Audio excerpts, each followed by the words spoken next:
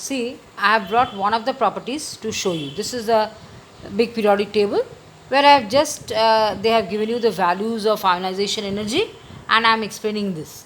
Just see, this is hydrogen, helium, then this is period 2, lithium, beryllium, boron, carbon, nitrogen, oxygen, fluorine, neon, and period 3, sodium, magnesium, aluminium, silicon, phosphorus, sulfur, chlorine, and argon. So these are the 3 periods up to which you have to know completely the name of the elements, the atomic number of the elements must be known to you. It will be convenient if you learn up to 20. Okay, group 4 up to 20, that is calcium. Now in between these are all transition elements, they have a behavior of their own which we will just discuss in very short. So now first of all, the trends in the periodic table about the ionization energy. So ionization energy, I told you, is the energy required to remove an electron from the last shell of a neutral atom.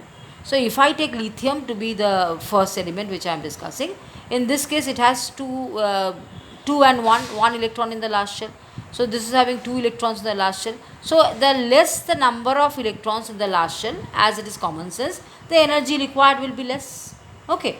So when I am going this side from this to this until here, fluorine is having 7 electrons in the last shell. So you can imagine the amount of energy which will be required to remove these 7 electrons one by one. So that is why we say, see here the values are also noted. I believe if you are very careful, you can note that the values of the ionization potential or ionization energy is slowly increasing. So this is called the increasing ionization energy. For each period this is the same, because the number of electrons from the left to the right of the periodic table goes on increasing. The nuclear charge goes on increasing. So the ionization energy will go on increasing. Okay. Again, if you go down the period, when I am going down the period, that means, see, the number of shells are increasing, but the number of electrons are also increasing, but comparative to the number of shells, the atomic radius, that means the atomic radius is huge when I am coming from the top to the bottom of a periodic table. So when the atomic radius is large, what happens? The distance from the nucleus to the last shell becomes very poor.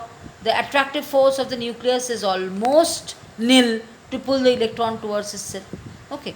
So in this case, but the number of electrons are going on increasing. So you will find that the ionization energy goes on decreasing, as very minimum amount of energy will be required to remove that electron from the last shell of a very large atom.